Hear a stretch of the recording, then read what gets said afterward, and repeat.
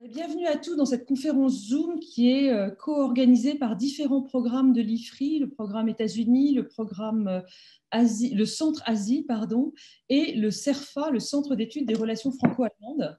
Nous sommes représentés par John Seaman pour le Centre Asie et Éric-André Martin qui dirige le CERFA depuis quelques mois. Merci beaucoup. Et nous avons également Jean-François Bureau, qui nous rejoint pour être l'un des 4 intervenants. Jean-François Bureau, qui travaillait jusqu'à très récemment à Eutelsat et qui reste en contact étroit avec eux, je crois. L'objectif donc de la réunion d'aujourd'hui est de vous présenter une étude que nous venons de mettre en ligne à l'IFRI, nous venons de publier, et qui s'intitule en anglais Technology Strategies in China and the United States and their Impact for European Companies. L'étude est en anglais, c'est une étude collective. Je vous renvoie sur le site, vous l'avez peut-être déjà regardée, elle est disponible en ligne sur le site de l'IFRI en anglais. Nous avons choisi donc de faire un petit événement de lancement de 1 heure ce matin, donc je vais aller très vite. Cette réunion sera en français, parce que nous avons pensé que ça faisait un bon équilibre entre le texte qui est en anglais et puis la réunion en français, puisque la plupart des inscrits sont des membres d'entreprises soutien de l'IFRI. Je les remercie d'ailleurs. Nous sommes tous francophones, donc on va y aller comme ça. L'objectif de l'étude et de la réunion est de discuter des évolutions des régulations de contrôle en Chine et aux États-Unis et quels sont les impacts pour l'Union européenne non seulement sur les entreprises européennes, mais aussi sur l'évolution de nos propres régulations pour le contrôle des exportations de technologies sensibles. Je vais donner tout de suite la parole à Éric-André, donc directeur du CERFA, qui va parler des questions plutôt, qui va poser la problématique de l'étude. Ensuite, Jean-François parlera des enjeux pour les Européens aujourd'hui, entreprises et Union européenne. Et ensuite, John Seaman parlera des évolutions très récentes des régulations en Chine, de la situation en Chine. Écoutez, qu'est-ce que je dois dire d'autre? Je crois que c'est tout. Ah oui, voilà, pardon. Après, nous prendrons des questions. Je vous invite d'ores et déjà à poser vos questions dans le fil conversé que vous pouvez voir en bas. Là, tout le monde a l'habitude de Zoom maintenant, donc je ne vais pas vous expliquer comment ça se passe, mais vous cliquez sur converser, vous écrivez votre question sur le bandeau de droite et nous traiterons vos questions dans la limite du temps disponible dans la seconde demi-heure de la réunion. Voilà, dernier point, cette étude fait partie d'un partenariat de 3 ans. L'année prochaine, nous espérons pouvoir tenir une conférence sur ce même sujet à Bruxelles, une conférence très large. Vous en entendrez parler, je le redirai peut-être à la fin. Mais voilà, je tenais à le dire tout de suite. Et sans plus attendre, je donne la parole maintenant à Éric-André Martin. Merci beaucoup. Bien, merci Laurence. Bonjour à toutes et à tous. Effectivement, l'objet de cette étude était de présenter Bonjour Monsieur Bureau. L'objet de cette étude était de présenter les enjeux pour l'industrie européenne liés à l'évolution du contrôle des biens et des technologies dans le contexte de la rivalité sino-américaine. En effet, la technologie constitue un enjeu central dans la concurrence stratégique entre la Chine et les États-Unis, car elle est à la fois une question commerciale, mais aussi une question de sécurité. Ça constitue l'un des éléments moteurs de cette rivalité, car elle a non seulement pour enjeu la capacité de développer et de contrôler de nouvelles technologies, mais aussi, dans ce contexte, le rythme du changement est très important et peut constituer un game changer pour chacun des acteurs. Et donc, celui qui remportera la course à l'innovation dans la maîtrise de certaines technologies émergentes prendra le dessus, non seulement dans le cadre de ses applications économiques, mais aussi dans le domaine militaire, et s'assurera potentiellement une suprématie stratégique. Depuis la publication de cette étude, 2 éléments sont intervenus qui en soulignent la pertinence et prolonge d'une manière tout à fait particulière les analyses que nous y avons développées. La première évolution, c'est la publication aux États-Unis par la Maison-Blanche dans le courant du mois d'octobre de la stratégie nationale pour les technologies critiques et émergentes. Et la deuxième évolution, et John y reviendra lors de son intervention, c'est l'adoption par le comité central du Parti communiste chinois de la nouvelle loi sur le contrôle des exportations, qui était en discussion depuis 3 ans et qui entrera en vigueur au 1er décembre. Donc cela confirme l'évolution ou l'émergence, l'affirmation de ce que certains spécialistes qualifient de techno-nationalisme. Là, je me réfère en particulier à ce qu'écrit notre collègue Alex Capri. Le techno-nationalisme est défini comme un comportement de type mercantiliste qui relie directement l'innovation technologique à la sécurité nationale, à la prospérité économique et à la stabilité sociale d'une nation. C'est la définition qu'en donne Alex Capri.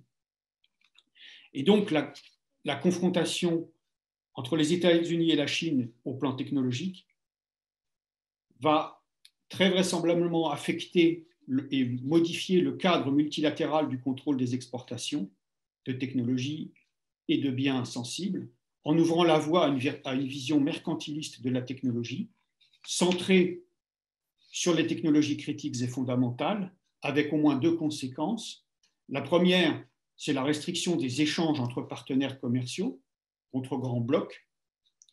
Et la deuxième, ce sera la prédation à l'extérieur, pour acquérir chez les partenaires, les concurrents, des technologies qui viennent compléter son propre arsenal. Donc il s'agit là d'un défi important pour l'industrie européenne, dont le modèle est fondé sur l'ouverture et la concurrence. Et cela pourrait l'affecter au moins sous 3 aspects. Premièrement, en sa qualité de fabricant. Deuxièmement, en sa qualité d'exportateur. Et aussi en sa qualité d'importateur lorsqu'elle est appelée à se fournir, notamment aux États-Unis. Alors, je vais développer brièvement 2 points. Le premier, c'est ce qui est en train de changer aux États-Unis sous l'effet de la rivalité sino-américaine.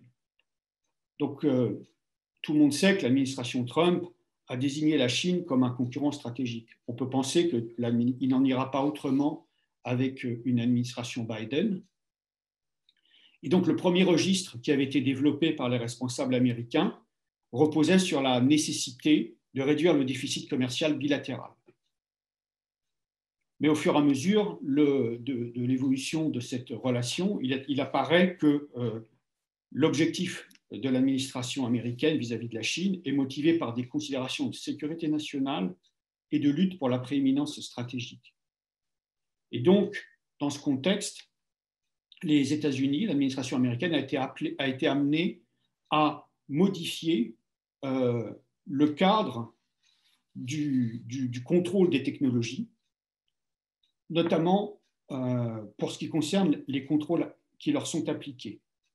Et 3 facteurs contribuent à remodeler ce cadre. Le premier, c'est l'extension du domaine des contrôles. Donc, j'ai mentionné tout à l'heure la stratégie nationale de sécurité pour les technologies critiques et émergentes, mais ceci n'en constitue qu'un aspect.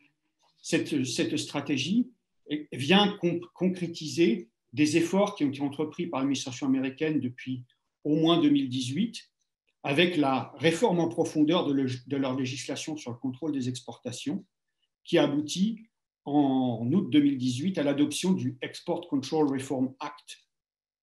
Et ce qui est intéressant dans cette réforme, c'est qu'elle a été conduite en parallèle avec la réforme du contrôle sur le filtrage des investissements étrangers, le fameux CFIUS américain, et en même temps, elle a affirmé un certain nombre de nouveaux principes pour pouvoir guider ces contrôles.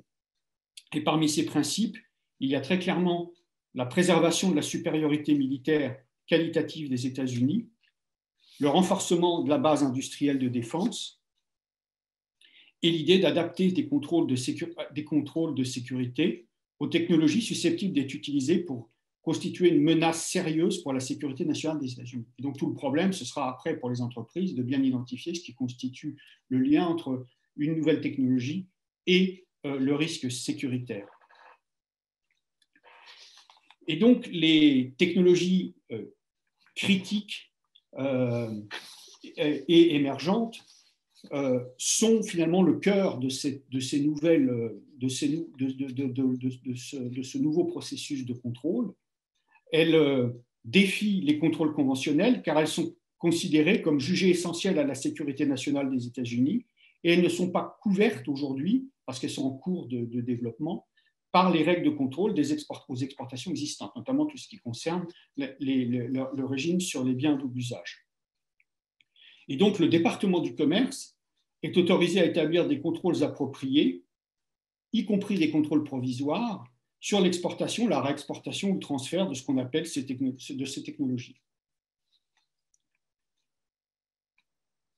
Et donc, la stratégie qui vient d'être adoptée, la stratégie nationale sur les technologies qui vient d'être adaptée au mois d'octobre, ne définit pas encore précisément la liste de ces technologies, mais définit 20 domaines technologiques essentiels qui vont faire l'objet d'une procédure inter-agence qui va conduire à une définition beaucoup plus précise. Donc on voit que le processus a beaucoup progressé en 2 ans et que ça va constituer un véritable boulet d'étranglement pour le marché des technologies dans les années à venir.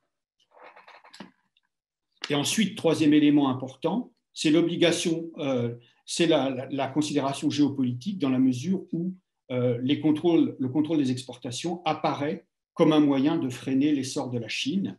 On a déjà vu un certain nombre d'exemples à travers Huawei, ZTE, etc., ou aussi les technologies de reconnaissance faciale qui ont été frappées de sanctions dans le cadre du régime américain lié à la répression au Xinjiang. Alors, quels sont les défis pour l'Europe? Donc, ce qui est très important, c'est que la nouvelle Commission européenne, présidée par Ursula von der Leyen, a défini parmi ses orientations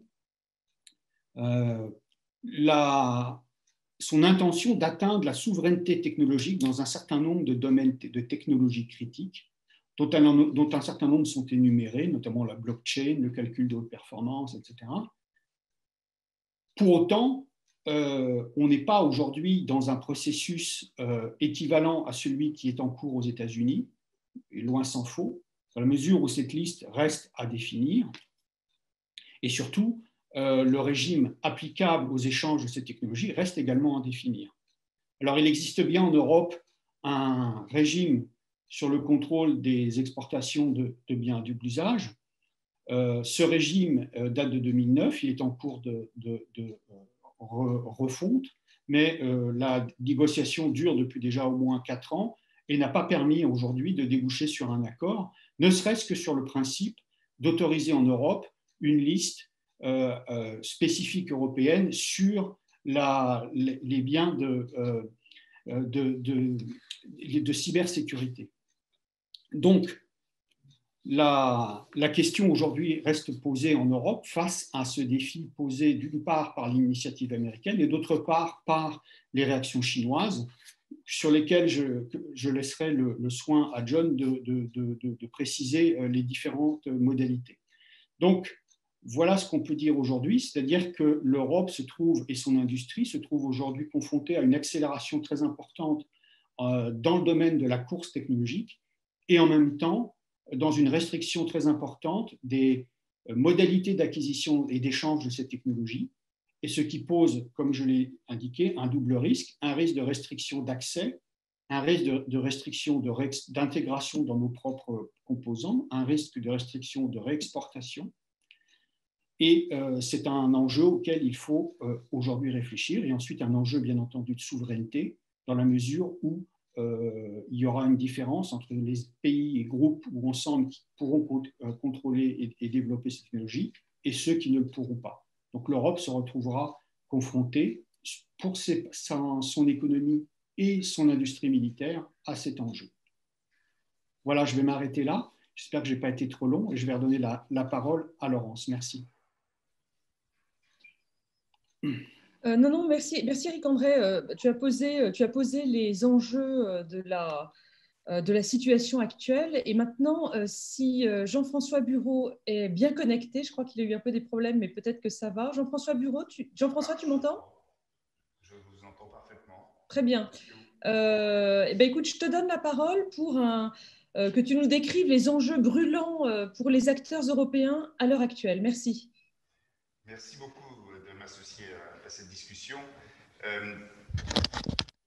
Dans le domaine des nouvelles technologies, et comme vous le savez, ma contribution dans le document est plutôt sur le secteur du spatial, donc je me référerai plutôt au spatial, mais pas uniquement. Je pense qu'on a vu depuis 20 ans à la fois une politique américaine extrêmement contraignante vis-à-vis de tout ce qui est le développement technologique en Chine, et par ailleurs, on a vu les Européens s'interroger en permanence sur leur positionnement. Et si je prends le secteur du spatial comme exemple, depuis 1999, il y a une politique américaine qui s'est modifiée sous Obama, mais qui fondamentalement reste de la même logique, c'est-à-dire que l'objectif de la politique américaine est d'empêcher les industriels américains de commercer avec la Chine et d'avoir des échanges qui puissent aider la Chine à accélérer son innovation technologique, et notamment dans le domaine des technologies spatiales, à combler son retard initial.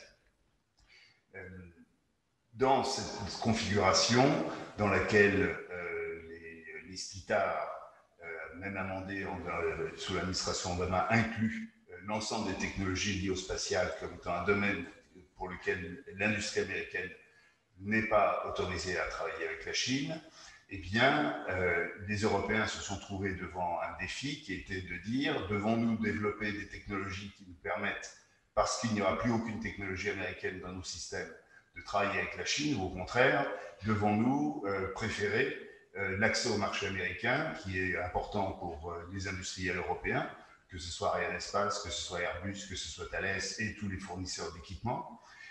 Et donc,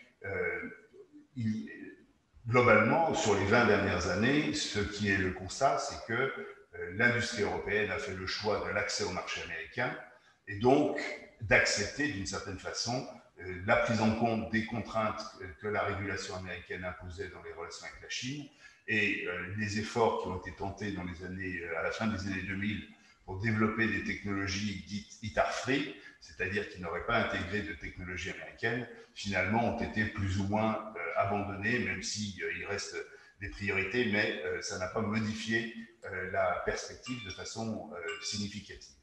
Donc on a un premier constat qui est que dans la politique américaine de restriction d'accès à la technologie pour la Chine, eh bien, les Européens se sont conformés aux prescriptions américaines pour conserver leur accès au marché américain, et par ailleurs pour pouvoir aussi concurrencer l'accès au marché américain, permettant également d'être en compétition avec les fournisseurs américains, Boeing, Lockheed et les autres, sur les marchés extérieurs, en dehors de la Chine bien sûr.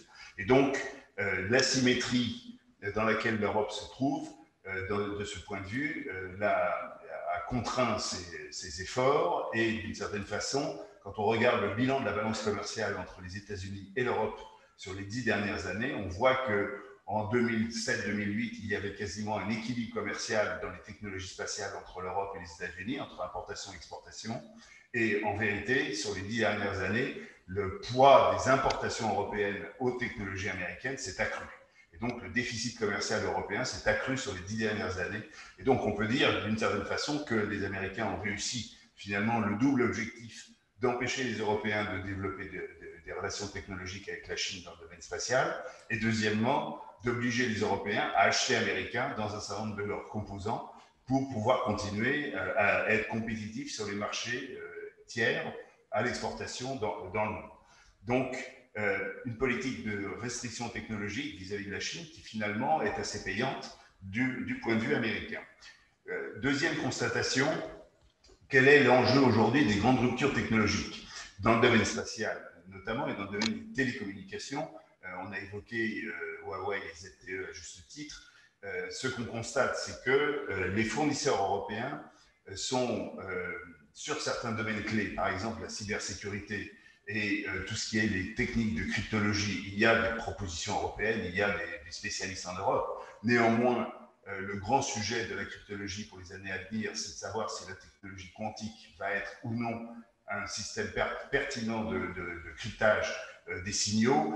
Et sur ce terrain-là, il semble bien que la Chine soit véritablement en avance. Si je prends un autre exemple dans le domaine spatial, qui est celui des lanceurs réutilisables, là, ce sont les Américains avec SpaceX qui ont innové de façon brutale au milieu de la décennie, autour des années 2014-2015, et qui, en quelques années, ont démontré la pertinence des lanceurs réutilisables pour baisser les prix de façon très, très brutale, et d'autre part, la pertinence de cette solution technique par rapport à des préoccupations de réduction des débris dans l'espace, le nombre de lanceurs qui restent satellisés est important, et le fait d'avoir des lanceurs réutilisables est effectivement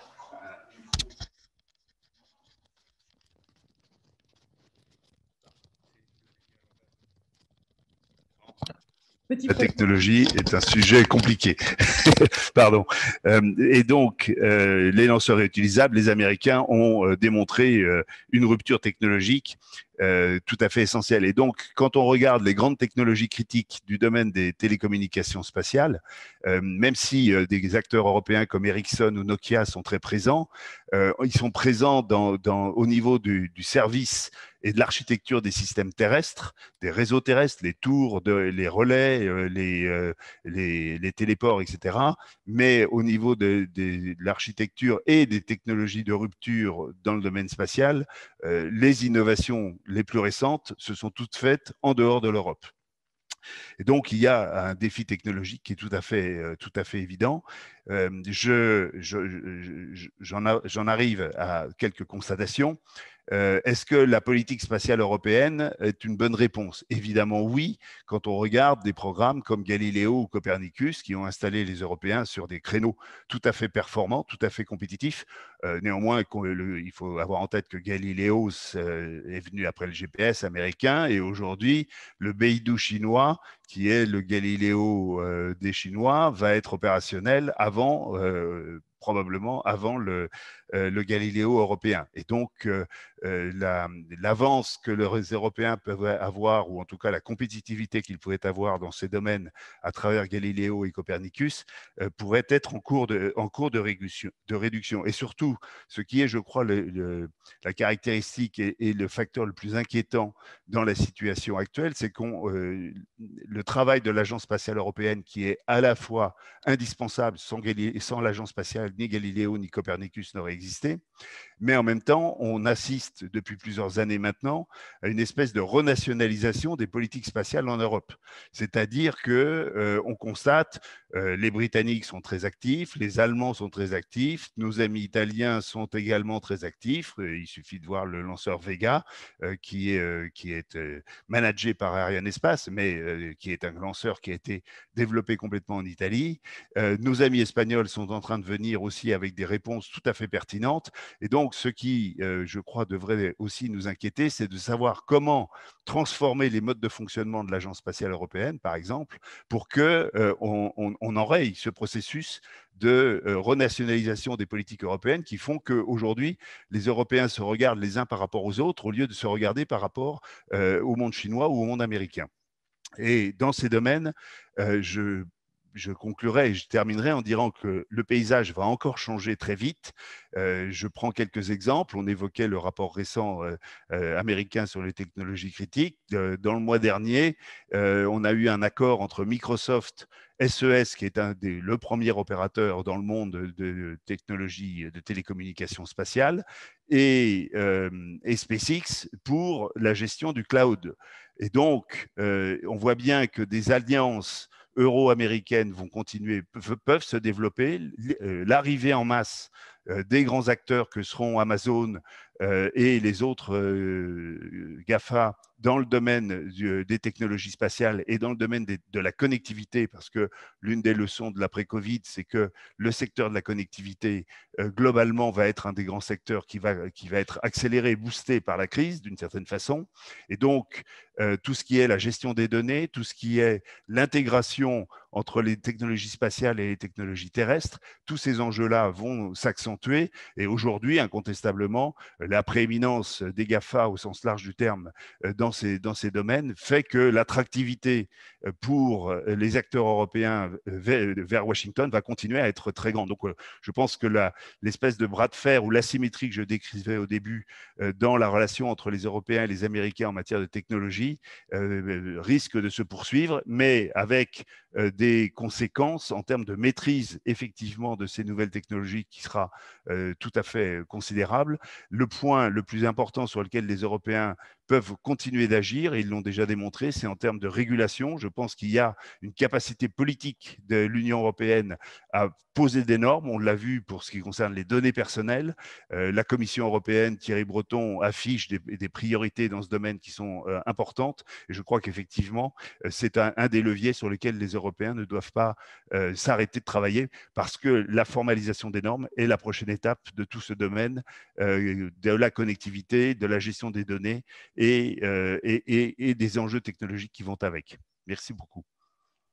Merci Jean-François. Vraiment, je te remercie d'autant plus que, outre les difficultés technologiques que tu as eues, et pour lesquelles je suis vraiment désolée, pour nous, chercheurs, c'est vraiment extrêmement précieux d'avoir un input de quelqu'un qui vient du secteur privé, qui est dans les rouages concrets de la manière dont les choses se passent. C'est vraiment super intéressant. Et maintenant, John, c'est à toi. Tu vas nous parler de ce qui se passe en Chine, nous donner une idée de la situation actuelle. Merci beaucoup.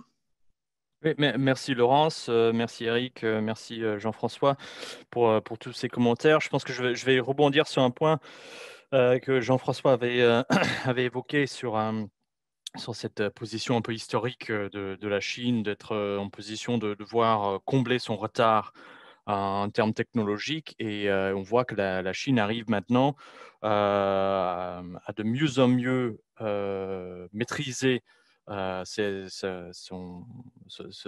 innovations et dans certains domaines arrive tout à fait aux pointes et à l'avant-garde de l'innovation. Et la question, c'est qu'est-ce qui se passe à ce moment-là. Et du coup, je vais me focaliser sur la loi qui vient d'être passée en Chine sur le contrôle des exportations chinoises, qui donne un très bon exemple de comment la Chine, une fois qu'elle arrive à maîtriser, elle arrive à la tête dans un domaine technologique, commence à se comporter, je dirais, comme une grande puissance. Comme les États-Unis ou comme d'autres qui ont quelque chose à protéger, qui ont des innovations à protéger. Donc, c'est une loi qui était adoptée, qui était passée le 17 octobre dernier, donc c'est tout récent, c'est pas encore entré en vigueur, donc on ne sait pas encore quelle sera l'application de cette loi. Ça va être mise en vigueur le 1er décembre. Donc, on regardera bien. Je pense, je vais y revenir. Je pense que ça va dépendre beaucoup justement de la posture, la narrative que va adopter l'administration Biden. Mais on attend quand même toujours de voir comment cette loi va être appliquée. C'est une loi qui est déjà en développement depuis 2017, donc en développement assez rapide, en fait, pour ce qui concerne la Chine, mais ce n'est pas nécessairement quelque chose qui jaillit de nulle part. C'est quand même la première loi compréhensive dans le domaine en Chine qui avant, du coup, c'était le contrôle des exportations chinoises était surtout très disparate, très complexe. Et du coup, la nouvelle loi consolide et centralise tout le processus au sein de deux organismes, au sein du Conseil d'État et au sein de la commission, la commission militaire centrale. Donc, c'est un nouveau type de loi pour la Chine avec beaucoup plus de force et du coup, qu'on attend, ça arrive à mieux contrôler, à mieux peser sur le contrôle des exportations chinoises, qui était quelque chose qui existait déjà, mais qui est maintenant renforcé par cette loi. Et je pense que le contexte est très important à prendre en compte. Contexte, déjà en 2017, quand il commençait à parler de cette loi, c'était un contexte de guerre commerciale avec la Chine, qui s'est avec les États-Unis, qui s'est fortement dégradé très rapidement aussi par la mise en place des sanctions américaines, le contrôle des exportations de la technologie américaine de plus en plus strict. Euh, et surtout qui visait Huawei ou SMIC ou très récemment avec TikTok et WeChat, etc. Donc, c'est dans ce contexte-là que la loi s'est développée, dans un contexte général de tension et de dégradation avec les relations avec les États-Unis. Donc, qu'est-ce qui est couvert par cette loi? Déjà, assez classique, c'est des produits à usage dual, c'est des produits militaires, c'est des matériaux nucléaires. Donc, tout ça, c'est rien de nouveau. Mais il y a une quatrième catégorie qui est plus inquiétante parce que beaucoup plus large et beaucoup plus ambigu, qui s'appelle d'autres articles, qui inclut des biens, des technologies ou des services qui sont en lien avec le maintien de la sécurité nationale et les intérêts nationaux. Donc ça, c'est nouveau, ainsi que l'implémentation des obligations internationales de la Chine. Donc, qu'est-ce qui est positif là-dedans? Je pense que, bon, il faut essayer de trouver un peu de positif parce que je suis quelqu'un d'optimiste de la base, donc il faut que je trouve quelque chose. Donc, je pense que ce que ça fait quand même, c'est cette centralisation, cette consolidation du processus chinois, ça pourrait permettre aussi à la Chine de mieux respecter ses obligations internationales. C'est clairement dit, c'est un de ses objectifs, de mieux appliquer les sanctions internationaux.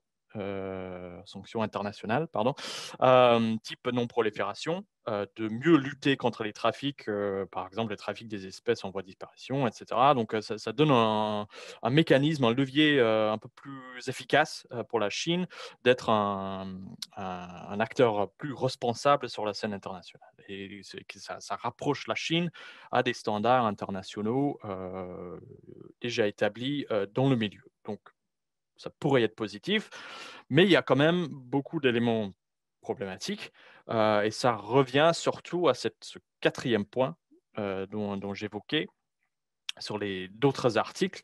Et qu'est-ce que ça pourrait couvrir? Donc, du coup, je vois en gros trois gros points d'interrogation, trois problèmes. Le premier, c'est le scope de couverture de la loi, qui est potentiellement très, très vaste, du coup, avec cette quatrième catégorie, et la notion d'intérêt national qui se rajoute au-delà d'une définition très stricte de sécurité nationale, qui permet d'élargir le scope au-delà de la sécurité, le domaine de la sécurité défense classique, pour servir des objectifs plus politiques ou industriels de la Chine. Donc déjà, quand la loi était en développement, quand c'était un projet de loi en 2018, on voyait un langage qui n'apparaît pas, enfin au moins que je ne trouve pas dans le texte final, qui est assez bien, mais au moins ça faisait partie de la discussion déjà en 2018 sur les dimensions à prendre en considération quand on interdit l'exportation, quand on contrôle l'exportation d'une certaine technologie. C'était le niveau de développement de la technologie en Chine, l'offre et la demande internationale et la compétitivité économique et commerciale. Donc, ce sont des notions qui n'ont rien à voir quelque part avec la sécurité nationale, ou bien on doit avoir une définition très très large de sécurité nationale. Au final, on ne trouve pas nécessairement ces éléments dans le texte, mais ça a coloré quand même le débat et le raisonnement chinois autour du développement de cette loi. Euh, mais qui du coup, on n'a pas nécessairement une liste aujourd'hui des technologies concernées, mais déjà on sait que ce qui sera inclus, c'est aussi ce qu'on appelle des données techniques, c'est-à-dire des codes sources, des algorithmes ou d'autres données. Et déjà, on voit que c'était un point fort dans les contentieux entre les États-Unis et la Chine sur l'avenir de TikTok qu'il voulait interdire justement l'exportation des algorithmes et certains processus et des données utilisées par TikTok dans le rachat par des entreprises américaines de TikTok. Donc, c'était déjà quelque chose qui était mobilisé. Deuxième point d'interrogation et le deuxième problème éventuellement, c'est l'émergence d'une extraterritorialité chinoise. On voit clairement marqué dans le texte ce virage vers une application extraterritoriale importante qui dit en gros que toute institution ou individu en dehors de Chine pourrait être tenu coupable pour non-respect des mesures et poursuivi par des autorités chinoises. Donc, c'est une évolution inquiétante qu'on voit déjà par ailleurs. On a déjà vu avec l'adoption de la loi sur la sécurité nationale sur Hong Kong, son article 38 qui incluait aussi une dimension extraterritoriale qui s'appliquait à toute personne en dehors de Chine qui pourrait mettre en cause la sécurité nationale et les processus à Hong Kong. Donc, on retrouve encore cette dimension d'extraterritorialité dans la loi sur le contrôle de l'exportation. Donc, la Chine qui adopte, qui poursuit justement cette notion d'exception chinoise ou d'application extraterritoriale de ces règles, de ces lois. Mais on ne trouve pas, et je pense que c'est intéressant, mais ça peut venir plus tard, on ne trouve pas certaines provisions qui sont dans les lois américaines. Par exemple, les provisions type règles de produit direct. En gros, c'est l'usage par un acteur tiers d'une technologie américaine qui est vendue à un autre, qui est très problématique aujourd'hui pour les Européens. Donc, surtout dans tout le débat sur les semi-conducteurs aujourd'hui, ça c'est quand même un point très important dans la législation américaine. On ne trouve pas ça pour l'instant côté chinois, mais ça ne veut pas dire que ça ne va pas émerger. Donc, troisième problématique, c'est la notion de réciprocité ou de rétorsion qui permet à la Chine de prendre des mesures de rétorsion contre un pays ou une entité qui appliquerait des mesures discriminatoires contre la Chine. Donc, ça vise clairement les politiques américaines et ça risque la dégradation d'une spirale négative, de réciprocité négative. Donc, c'est aussi une notion qui est clairement indiquée dans la loi de rétorsion, de réciprocité. En gros, si vous prenez des mesures agressives contre la Chine va riposter. Donc, comme je disais en introduction, on attend toujours de voir quelle sera l'application de tout ça, jusqu'à où va aller la Chine dans son interprétation de cette loi. Et je pense que ça va dépendre beaucoup de la posture de la nouvelle administration américaine. La Chine sera, je pense, dans une posture plutôt d'attente et de voir comment elle peut travailler avec cette nouvelle administration, qu'elle n'a toujours pas félicité.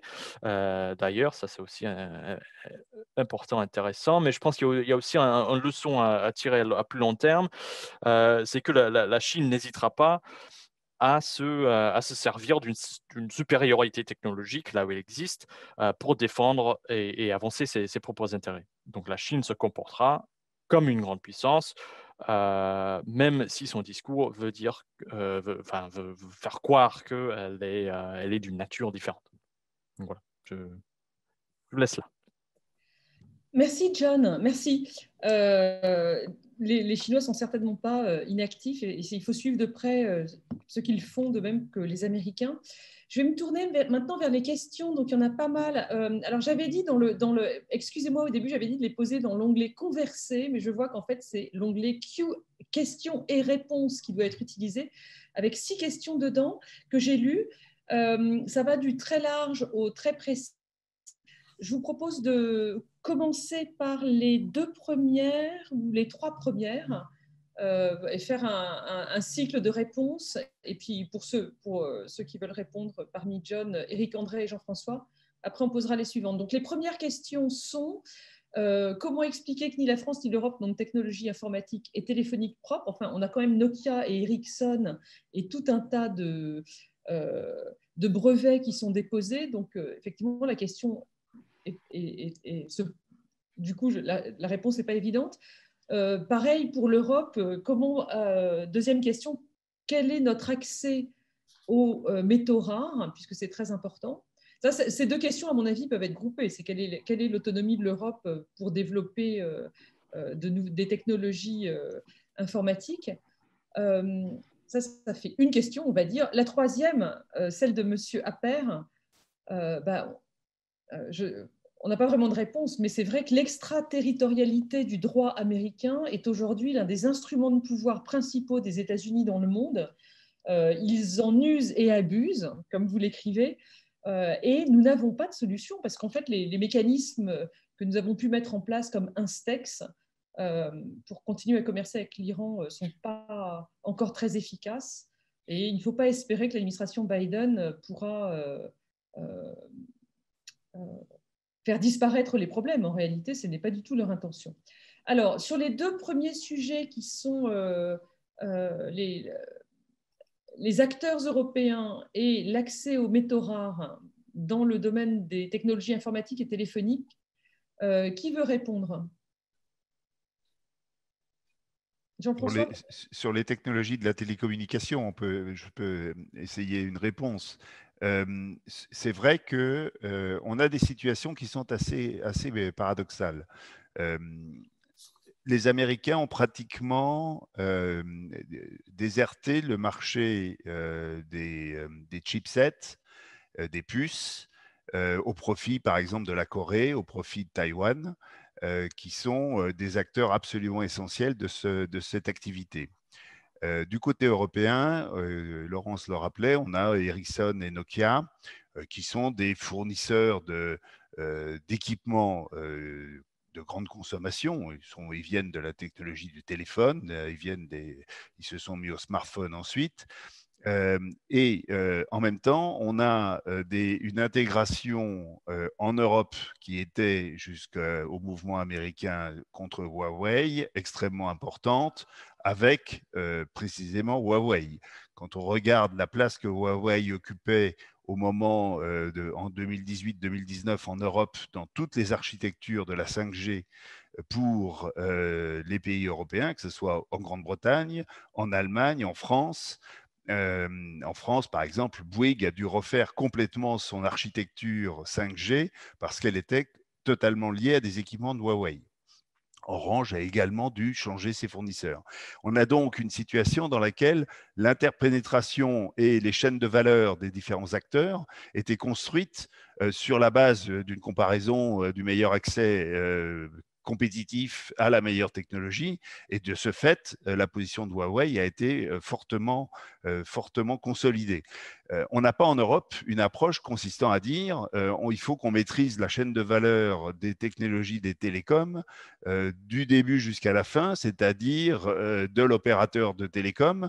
On a en Europe une grande balkanisation du marché des télécoms avec beaucoup d'opérateurs. Par rapport à la Chine, par rapport même aux États-Unis maintenant, on a un grand nombre d'opérateurs. Vous avez peut-être vu des articles de presse, je ne sais pas ce que ça vaut, mais qui parlent de rapprochement entre Orange et Deutsche Telekom. C'est tout à fait symptomatique de la nécessité et de l'urgence qu'il y a en Europe à regrouper les opérateurs de télécom. Donc, on a une grande balkanisation des opérateurs télécoms. On a quelques segments d'activité, en particulier sur l'aval de la chaîne de valeur des télécoms où sont Ericsson et Nokia, c'est-à-dire les produits grand public et sur lesquels effectivement il reste des compétiteurs importants, mais en même temps on n'a pas une vision de la technologie des télécoms comme d'un enjeu de souveraineté et d'un enjeu stratégique. Et je pense que c'est par rapport à ce que les Américains et surtout les Chinois ont fait, c'est probablement en termes de culture une des grandes différences entre les Européens et le reste du monde, c'est que on a considéré les technologies des télécoms comme des technologies de service avant d'y voir des technologies de rupture, notamment sous l'angle stratégique, et y compris d'ailleurs dans une approche duale sur les enjeux de sécurité. Et cette préoccupation est en train d'émerger seulement maintenant. Les acteurs européens en prennent tous conscience. Il s'agit maintenant de trouver quel est le bon levier qui permette de fédérer les efforts. Merci Jean-François. J'attire l'attention des personnes qui sont des auditeurs de la conférence sur le texte qui est la conclusion de la note que nous lançons aujourd'hui, que vous pouvez trouver en ligne. Il y a une conclusion qui a été écrite par André Lezecroux-Pietri et dans laquelle, et ça reprend ce que disait Jean-François à l'instant, l'auteur liste les technologies de souveraineté telles que, à ses yeux, mais enfin je crois que c'est un jugement très partagé, telles que l'Union européenne ou les États européens devraient les définir, c'est-à-dire un certain nombre de technologies qu'ils jugent être les technologies de souveraineté que l'Union européenne doit absolument défendre dans les années à venir. Donc, enfin, c'est l'un des grands intérêts de notre étude. Je vais peut-être passer… Éric André, tu veux la parole peut-être ? Moi, je reviendrai sur la question deux conséquences pour les entreprises européennes de tout ce qu'on vient de dire. Donc, ce qu'on vient de dire, Jean-François Bureau et moi, ça confirme bien cette tendance à ce que j'ai appelé le techno-nationalisme. Et donc, la bascule d'enjeux traditionnellement considérés en Europe comme des enjeux commerciaux, des enjeux de marché, vers des enjeux de sécurité et des enjeux de souveraineté. Ça, c'est fondamental. Et donc, pour les entreprises européennes, il y a deux choses qui me paraissent importantes à mettre en deux mots au moins qu'il faut prononcer dans ce contexte. Le premier, c'est la compliance.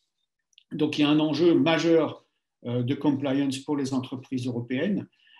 Compliance vis-à-vis de la réglementation américaine avec ses effets extraterritoriaux et potentiellement demain, compliance avec d'autres réglementations et potentiellement une réglementation chinoise. Donc ça, c'est un vrai enjeu. Et le deuxième enjeu qui est lié à celui-là, c'est la question, et Jean-François Bureau l'a mentionné dans son intervention, c'est la question de la régulation par l'Europe qui ne pourra pas laisser se créer un trou noir et laisser ses entreprises et son économie au milieu de ces blocs qui sont en train de se constituer avec leurs propres règles et leur propre capacité d'exclusion d'acteurs économiques s'ils ne jouent pas selon ces règles. Donc ça, c'est fondamental. Et donc, il y a l'autre point que je voulais aussi mentionner dans le cadre de la réglementation, c'est le terme de la propriété intellectuelle, c'est fondamental. Un des grands reproches qui a été adressé par l'administration américaine à la Chine, ça a été précisément le vol de propriété intellectuelle, le vol de plus en plus important, avec un préjudice estimé par le Congrès qui est extrêmement important. Et donc, ça a justifié toutes les sanctions et toutes les mesures que j'ai mentionnées. Donc, le respect de la propriété intellectuelle, ça vaut aussi pour les entreprises européennes. Et ça, c'est un enjeu aussi très important dans le contexte qu'on vient de décrire, puisque j'ai mentionné, bien entendu, le risque de prédation qui était la contrepartie de la restriction des échanges avec les tiers. Merci Éric André. Je me tourne vers John parce que j'ai vu qu'il y avait deux questions sur la Chine dans le fil de questions. Une très précise à propos de le report imposé par le régulateur chinois de l'IPO de la filiale d'Alibaba. Alors, je ne sais pas si, John, tu auras des infos là-dessus. Est-ce que cette décision marque un tournant dans le contrôle du gouvernement chinois sur les grands du numérique? Et puis, autre question sur la Chine un peu plus bas. Quelles sont les mesures de rétorsion prévues par la Chine dans le cadre de cette loi Export Control dont tu nous as parlé? Est-ce qu'elle pourrait conduire à un retrait des industriels français de Chine? John, je te donne la parole sur ces deux points. Merci. Merci Laurence, du coup je note les questions. Juste peut-être très rapidement avant de venir dessus, je voulais juste souligner cette question sur les métaux rares parce que je pense que c'est un point assez critique sur lequel je tiens parce que je travaille dessus depuis 10 ans, mais je ne vais pas prendre 10 ans pour expliquer tout ça à tout le monde, mais juste pour souligner la question qui est très bonne et je pense que c'est un point de faiblesse de l'Europe qui est reconnu. Déjà depuis 10 ans, on parle de quelle stratégie adopter face à cette problématique et face à la position assez dominante de la Chine qui reste dominante mais qui change. Du coup, je vais juste tirer l'attention sur un article que j'ai fait pour l'IFRI il y a 1 an et demi, en début 2019, sur l'aspect des terres rares, enfin, un de ces métaux rares. Mais il y a des analyses là-dedans que vous pouvez trouver si vous voulez avoir plus d'infos là-dessus. Donc, je ne reste pas nécessairement sur ce point-là. Du coup, sur les deux autres, sur Alibaba, est-ce que ça marque un tournant? Je ne suis pas sûr. Ce que ça a fait, ça souligne ce qui existait déjà depuis très longtemps en Chine, c'est la prééminence de l'État. En gros, c'est vu comme une réponse à Jack Ma qui a osé critiquer les autorités chinoises et la régulation financière et les banques chinoises et les systèmes financiers chinois. En gros, ça dit que si vous n'êtes pas content, vous avez qu'à vous taire et on va on va arrêter votre IPO. Donc, ce que ça montre, c'est qu'il n'existe pas véritablement d'entreprise privée en Chine, que tout le monde est vraiment soumis à l'autorité de l'État et des hommes, enfin, surtout des hommes politiques. En Chine, donc l'indépendance en dehors du système politique chinois, ça n'existe pas. Donc, je pense que c'est surtout ça que ça souligne. Donc, il faut que les entreprises, même soit dites privées, ils répondent aux demandes politiques de l'État et du parti, surtout, avec la montée en puissance, la montée en importance du parti, qui est beaucoup plus difficile à voir et à cerner, mais la présence du parti, même au sein des entreprises dites privées, est montante. Donc, je pense que c'est surtout ça que ça montre. Ce n'est pas nécessairement un tournant, c'est la confirmation d'une situation qui existait déjà depuis longtemps et que du coup, même si on dit qu'il y a une émergence des entreprises privées dans le secteur privé, et l'État souhaiterait relâcher un petit peu, c'est la confirmation que ça ne se fait pas nécessairement en pratique. Après, est-ce que sur cette nouvelle loi, bon, tout dépendra de l'application. Encore une fois, je pense que il y a un article dans la loi qui parle d'une espèce de fast track pour les entreprises qui ont une très bonne historique de compliance, etc., qui ont des processus très arrêtés de vérification, de compliance, etc. Je pense que les entreprises européennes sont vraiment en tête là-dessus. Ils ont déjà l'habitude de travailler avec le compliance, etc. Donc, il y a la possibilité que certains acteurs soient mis sur un fast track, tout ça, les processus soient facilités. Mais il se peut aussi que du coup, ça tourne un mécanisme de rétorsion contre les États sur lesquels ils ne sont pas contents.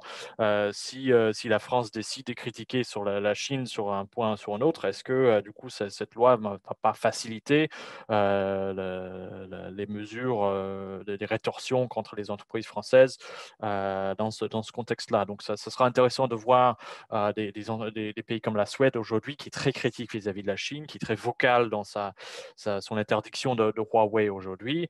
Est-ce que du coup, cette loi va faciliter des mesures contre la Suède? Donc, c'est un cas à observer, du coup, et je pense qu'on peut voir à partir de là quelles seront les conséquences pour les autres. Ok. Merci John. Je vois qu'il y a un dernier groupe de quelques questions qui portent plus sur l'Europe, notamment de savoir si les lois de l'Union européenne ont elles aussi un effet extraterritorial, ou peuvent elles aussi avoir un effet extraterritorial. La Commission européenne et le plan d'action qu'elle prépare en matière de surveillance des rachats, de protection du tissu industriel européen, ou tissu entrepreneurial européen, ça c'est une autre question.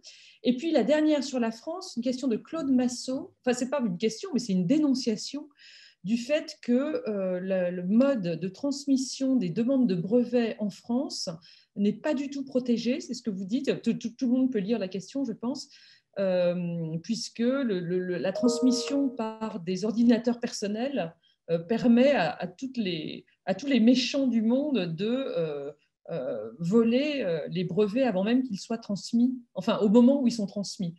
Est-ce que peut-être Éric, André et Jean-François veulent répondre sur ces 2 points? Ce sera sans doute les dernières questions que nous allons prendre. Hein. Ce que je veux bien essayer, c'est sur la question extraterritoriale. J'ai expliqué que la réglementation européenne sur les exportations de biens de d'usage était en cours de négociation, en tout cas la refonte. Dans les propositions initiales de la Commission, il y avait une timide approche ouvrant la voie à une possible extraterritorialité à travers notamment la définition de l'exportateur. C'est une notion qui, à ma connaissance, a été rejetée dans l'ordre de la négociation au Parlement et au Conseil, et pour le moment, elle n'est plus à l'ordre du jour. En revanche, ce qui est important, effectivement, c'est de voir comment l'Union européenne aussi se défend par rapport à tous les risques ou menaces que nous avons évoqués. Il ne faudrait pas retirer une image un peu fausse en donnant l'impression qu'il ne se passe rien. Il y a quand même un certain nombre de choses qui se passent au plan de la politique commerciale, notamment à travers les régimes qui sont en cours de discussion de restrictions, de conditionnalité sur l'accès au marché public, sur la question des subventions aussi. Et là, ça touchera très clairement les entreprises chinoises. Il y a aussi un certain nombre un durcissement de l'arsenal commercial européen et la désignation d'un procureur à travers le directeur général adjoint de la DG Trade. Donc il y a quand même des choses qui sont en train de se passer. Ça ne va peut-être pas aussi vite qu'on le voudrait, mais surtout, je pense que l'idée qu'il faut retenir, c'est que ce qui est en train de se passer avec cette nationalisation et cette vision sécuritaire qui est liée ou mercantiliste qui est liée à la technologie, c'est une vision qui prend complètement de travers tout le modèle européen. Donc on ne pourra pas corriger ça simplement avec une ou deux directives. C'est un vrai recentrage de la démarche dont il est question. La question aussi sous-jacente, c'est de savoir jusqu'où l'Union européenne veut-elle aller, veut-elle se transformer pour faire face à ces deux concurrences. Est-ce qu'elle doit se transformer elle aussi en bloc du type Chine-États-Unis, ou est-ce qu'elle peut incarner une autre voie? Donc il y a de vraies questions fondamentales qui sont posées à travers ça, qui vont bien au-delà de la question de la technologie. La question technologique étant bien entendu quand même centrale. Voilà, je ne sais pas si Jean-François Bureau veut ajouter quelque chose. Je vais demander à Jean-François Bureau s'il est d'accord avec toi pour dire que pour se protéger, l'Union européenne doit au final renoncer à son ADN libre-échangiste. Enfin, c'est un peu ce que j'ai compris de ce que tu disais. Est-ce que Jean-François, tu es d'accord? Je pense qu'effectivement, c'est un peu ce qui est en train de se passer. Je ne suis pas un spécialiste juriste de la propriété intellectuelle, mais ce qui m'a frappé dans le dernier rapport de l'Institut européen des brevets, du mois de juin, si mes souvenirs sont bons, c'est précisément la montée en puissance de la problématique de la protection intellectuelle, de la protection des investissements, de la protection des brevets et de l'innovation, et qui était très clairement un alignement, si je puis dire, du discours, en tout cas, sur l'attitude un peu différente que les Européens ont adoptée vis-à-vis de la Chine depuis l'année dernière. Et donc, je pense qu'il y a effectivement, il faut bien le constater, le message américain sur le vol chinois des technologies a impacté en Europe. Je pense qu'il y a eu un effet d'alignement ou en tout cas de prise en compte de l'argumentaire américain qui s'est opéré, ce qui laisse penser qu'effectivement, d'une certaine façon, ça contribuera à une certaine forme de continuité et en Europe et aux États-Unis sur cette problématique. L'autre aspect, je crois qu'il faudrait aussi regarder, c'est l'asymétrie dans l'accès au marché chinois.